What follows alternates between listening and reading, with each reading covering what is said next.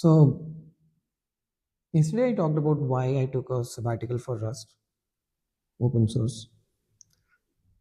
And a lot of us don't know, but when people grow old, right, they reach the age I reach, they don't want to be technical.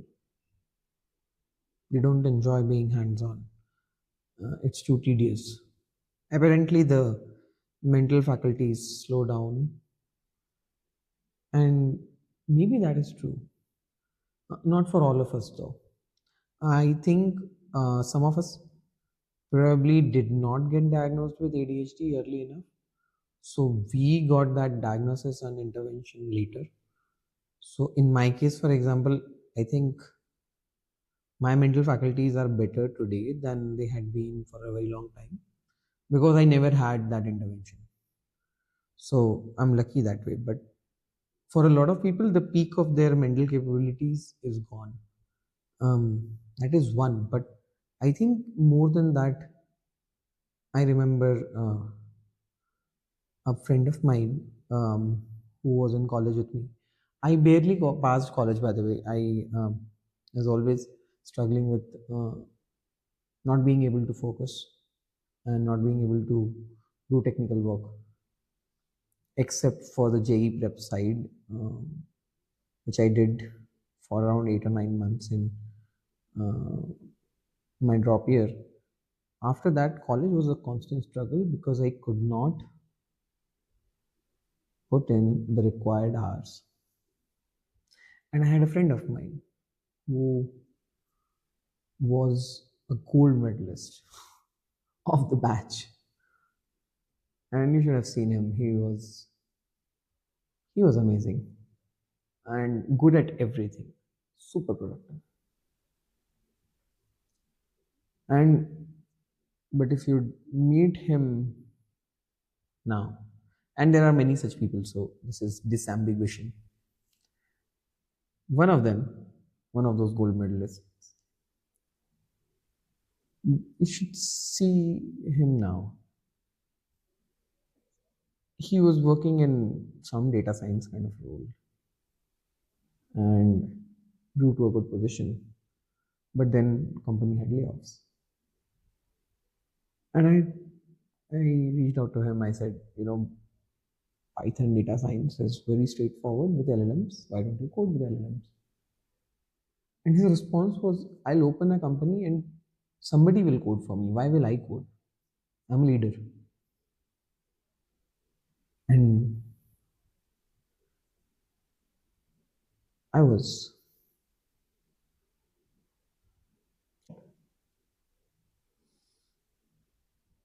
See, you look up to such people. Okay.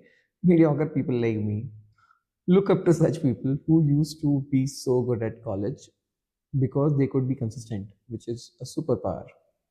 Don't tell me it is not a superpower. Ask the rest of us. We did good at job because job is so straightforward. It's like, hey, you do this and you get paid a lot of money at the end of the month. But he did it when there was no pay in college, and that too some very boring subjects. And it's not like he was only studying. He was managing some committees and stuff like that. And there are many such examples. People grow old, they reach late 30s, and they don't want to be hands on. I have enough examples around me. And I think if you told me you should hire somebody who's in late 30s, I'll be like, there's a divergence which is happening. Either people are getting better or people are not ready to go down and do the grunt work. And because everybody wants to do strategy, there is no strategy to be honest. A lot of strategy is emergent in nature. You try to do stuff and then you slowly discover your, you know, segmentation, differentiation, product market fit. And I wish I could tell you that you could be good at strategy, but strategy is not a static thing. It's a constantly evolving um, because context keeps changing and then you keep discovering new truths about your business without actually experimenting, executing, without going into the weeds of what actually makes a business. How you're going to be good at strategy. Being hands-on is a very key skill. um, and sometimes I'm just a little surprised and I'm sometimes a little disappointed or maybe sad when I see somebody with amazing talent and capabilities unable to get down from that leadership pedestal. You want to be a leader, yes, but how many leadership positions are there actually? There are not many.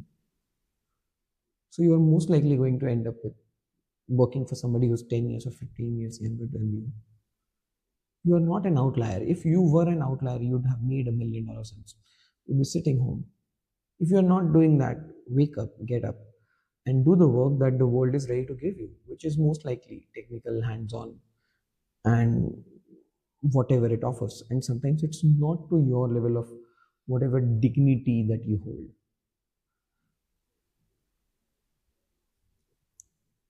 And you got to do that if you don't have an option. I wish I could tell you that it's easy to do that. No, it is not. Probably not. But then it depends on your conditioning. Um, like I have accepted that I'm not an outlier, and that's okay. I'll probably, put one foot in front of the other and try to be technical and tangible so that my contribution to companies is far more straightforward, measurable. And obviously, this is something I don't see in older people a lot. So when people say that the industry is biased against older people, I'm like, yes, totally agree. This should be. Even I am. If you met people and realize how entitled they are, not seeing themselves as a one-person business, you would feel the same way.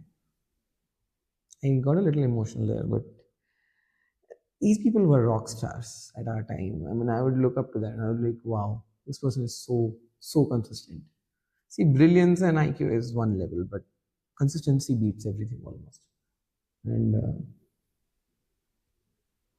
yeah, it's a sorry state to see people not be hands on. Very long video again today. But I hope it was useful.